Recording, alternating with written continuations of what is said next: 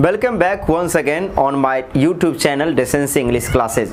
एक बार फिर आपका स्वागत है और आज दो सीक्वेंस में ये वीडियो है, आप पूरा अंत तक देखेंगे। पहला सीक्वेंस है, फर्स्ट सेगमेंट है जिसमें मैं आपको वर्ड अरेंजमेंट या वर्ड ऑर्डरिंग बताऊंगा और दूसरा है जिसमें मैं पोस्टर राइटिंग बताऊंगा। तो पहला चलते हैं लेकर के जिसमें हम वर्ड अरेंजमेंट की चर्चा करते हैं। वर्ड अरेंजमेंट होता है जिसमें विभिन्न प्रकार के पार्ट्स ऑफ स्पीच अलग अलग स्कैटर्ड इधर उधर दिए रहते हैं, उनको सजाकर एक अर्थपूर्ण वाक्य बनाया जाता है।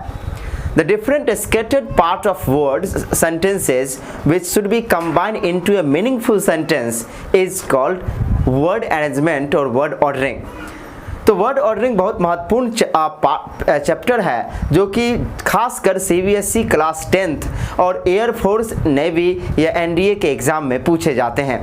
इसमें आप मल्टीटास्किंग या फिर एमटीएस के एग्ज़ाम्स में भी देख सकते हैं वर्ड्स अरेंजमेंट। तो वर्ड अरेंजमेंट का पहला रूल है कि सबसे पहले सब्जेक्ट, फिर वर्ब और फिर ऑब्जेक्ट को चुना जाता है वाक्य के आधार पर। पहले कर्ता होना चाहिए, फिर क्रिया और फिर ऑब्जेक्ट। लेकिन मैं इस बात पर आता हूं कि इसका नियम क्या है। तो इसका नियम पहला ये है कि सबसे पहले सब्जेक्ट को चुना जाता है। सब्जेक्ट किसी व्यक्ति का नाम हो सकता है, कोई स्थान का नाम या कोई वस्तु का या यहाँ तक कि जानवर का भी नाम हो सकता है। लेकिन इसका ये मतलब नहीं है कि हम कैसे चुने। सबसे पहले कि सब्जेक्ट काम करने वाला होता है या जो चर्चा का विषय हो वो सब्जेक्ट बनता है। तो सब्जेक्ट बनने में चर्चा का विषय जो है वो महत्वपूर्ण रखता है। अगर व्यक्ति का नाम नहीं हो तब प्रोनाउन कोई हो सकता है, ही, सी, इट भी। अगर किसी वाक्य में देयर और इट का प्रयोग हो तो आप जानते हैं कि इट या देयर ही सब्जेक्ट के रूप में आता है। तो पहले सब्जेक्ट के रूप में इट या देयर को चुनेंगे, फिर हम हेल्पिंग वर्ब या वर्ब को, फिर ऑब्जेक्ट को। अगर वाक्य में इट या देयर के साथ प्रोनाउन भी हो और आगे दैट लगा हो तो इसी स्थिति में पहले इट या दैट को ही सब्जेक्ट के रूप में चुना जाता है। सबसे पहले हमें ये ध्यान रखना होगा कि अगर आगे दैट हो तब, अगर कोई निश्चित सब्जेक्ट नहीं हो तब इसी स्थिति में आप प्रीपोजिशन प्लस V4 या पार्टिसिपल का प्रयोग कर सकते हैं या फिर जिरंड का V4 का प्रयोग कर सकते हैं। तो ऐसी स्थिति में हम सेंटेंस को चुनते हैं। अब आपके फ्रंट पर दिए हुए आप देखते हैं स्क्रीन पर इस प्रकार कुछ सेंटेंस के विभिन्न प्रकार के टूटे हुए पार्ट्स हैं जिसको आप ध्यान से देखें। अब हम कैसे बनाते हैं। पहला सेंटेंस है, आप इसको देखने के बाद इसमें सब्जेक्ट चुनिए। तो इसमें सब्जेक्ट हमको लग रहा क्या कि चर्चा किसका, विद्यार्थी का। और वैसी स्थिति में जब चर्चा विद्यार्थी का है तब हम उसको सबसे पहले सब्जेक्ट मानेंगे। तो इसका बनेगा students are the future of every country. तो इस तरह से हम देख लिए।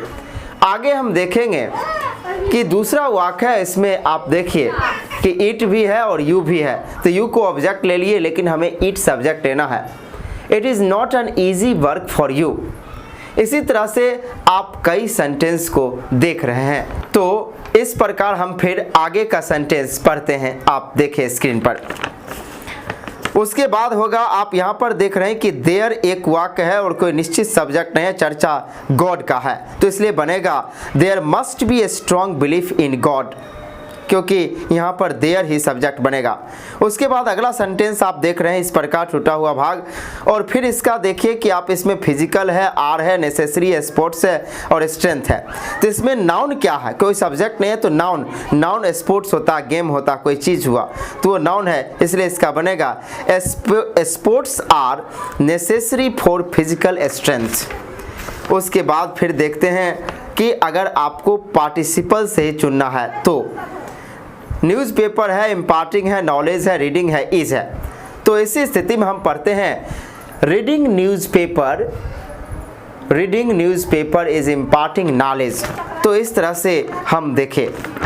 अब चलते हैं दूसरा सेक्शन लेकर और दूसरा सेक्शन है पोस्टर राइटिंग। तो पोस्टर राइटिंग जो है बहुत महत्वपूर्ण है, जिसमें आपको एक कोई पोस्टर का डिज़ाइन करना होता है किसी कंपनी या संस्था के जरिए या खुद से। तो आप कैसे पोस्टर राइटिंग कर सकते हैं, तो हम ले चलते हैं आपको पोस्टर राइटिंग पर। सबसे पहले एक आकर्षक शीर्षक होना चाहिए जिसमें राइमिंग वर्ड्स होना चाहिए। राइमिंग वर्ड्स का मतलब हुआ आपका शीर्षक काफ़ी आकर्षक लुभावना होना चाहिए। राइमिंग वर्ड्स होना चाहिए, जैसे कि हम कुछ शब्द बोलते हैं स्मोकिंग शॉकिंग, तो स्मोकिंग से शॉकिंग हो गया तो ये राइम करता है। उसी तरह से कह दिए स्काई, फिर कह दिए हाइट, तो इस तरह से राइम करता है। तो अगर हम कहते हैं तो कोई भी और शब्द जिसको हिंदी में भी ले चलते हैं तो कोई कहावत की तरह चलता है, उसी को हम राइमिंग कहते हैं। तो सबसे पहले दूसरा बात, वाक्य में करेक्शन होना चाहिए। तीसरा रूल आपको ये ध्यान देना है कि वाक्य में करेक्शन के अलावे आपका जो बात होना चाहिए वो टू द पॉइंट स्पष्ट होना चाहिए। छोटे छोटे लाइन का प्रयोग करना चाहिए। इस तरह से हम इसका प्रयोग करते हैं। पोस्टर राइटिंग में सबसे पहले आपको ये भी ध्यान देना है कि जो आप लिखते हैं वो 50 से अधिक शब्द में नहीं होना चाहिए। वो शब्द गिनेंगे, 50 से अधिक शब्द में नहीं होना चाहिए। और पूरे मैटर को बॉक्स में रखा जाता है। खास बात आप भूलें नहीं, इशूड बाय, किनके द्वारा इशूड किया गया है उसको लिखना ना भूलें पोस्टर राइटिंग में। तो पोस्टर राइटिंग का मैं अभी आपको एग्जाम्पल्स देता हूँ। एक एग्जाम्पल देता हूँ जिसको आप फ्रंट पर अब देख रहे हैं। तो फ्रंट पर आपका है पोस्टर राइटिंग लिखा हो। अब ये आप फ्रंट पर देखें पोस्टर राइटिंग में कि मैं लिखता हूँ। पहला नंबर की पोस्टर राइटिंग आपको एक क्वेश्चंस दिया गया, उसको देखा जाए। Design A poster for government of Bihar against smoking. तो धूम्रपान के खिलाफ एक पोस्टर आपको लिखना है। धूम्रपान के खिलाफ एक पोस्टर लिखना, पोस्टर कहते हैं। अब देख रहे हैं आप फ्रंट पर लिखा हुआ है, say never to smoking, say just it today, bring an end to misery of life, say honestly. अब इसमें देखें कि say never to smoking, just say it today, bring an end to misery of life, say honestly. Smoking is shocking. आप देख रहे हैं rhyming word का प्रयोग है, smoking is shocking. First enjoy you, then destroy you. It causes cancer and cancels life. Get out of habit. Say goodbye. Issued by Government of Bihar. Save life. Not smoking save life, not to smoking save life. ये आपका poster writing था। Poster writing आकर्षक होना चाहिए, पहला number. एक बार फिर मैं बोल देता हूँ पोस्टर राइटिंग के बारे में कि आकर्षक शीर्षक होना चाहिए जिसमें राइमिंग वर्ड होना चाहिए, एक स्पष्ट बात को दिखाना चाहिए, लाइन छोटे छोटे होने चाहिए, विषय का बोध होना चाहिए। अब पोस्टर राइटिंग आकर्षक क्यों, जो दिखता है वो बिकता है। अब इसमें आकर्षक स्मोकिंग मतलब क्या, अब स्मोकिंग के बारे में मैंने इसमें जो दिया, तो आप हिंदी में भी राइम या कुछ आकर्षक बात रख सकते हैं। तो हिंदी में भी कुछ आकर्षक जो हम राइम रख सकते हैं, या कोई जैसे कि अगर करोगे नशा अपनों से होगे जुदा, दुनिया से हो जाओगे सफ़ा। तो इस तरह से हम कहते हैं, क्योंकि कोई जनरल अवेयरनेस के लिए आप पोस्टर लिखते हैं, आपकी बात लोगों को अपीलिंग करें। अपीलिंग मतलब आपकी बात लोगों को अच्छा लगे, उससे गुजारिश हो लोग ऐसा करें। और हम जानते हैं कि हमारे कुल मिलाकर यही ध्यान दिया जाता है स्मोकिंग के बारे में कि ये बहुत डेंजरस है। Smoking causes cancers and cancels life. तो इस तरह से हम स्मोकिंग को हमेशा गुड बाय कहते हैं। और निश्चित तौर पर कुछ लोग से बात होती है तो कहते हैं कि अच्छा लगता है। और एक कहानी आता है ध्यान में कि जो एक लड़का था वो शादी करना चाहता था और उसे सिर्फ कहता था कि मुझे एक अच्छा लड़की चाहिए, और बहुत सुंदर लड़की, एकदम गोरी मक्खन मिश्री जैसे मलाई। लेकिन उसकी शादी तो होती है, लेकिन जब लड़की के पास लड़का जाता है, लड़की खुश होती है तो उसे मिर्गी आ जाता है।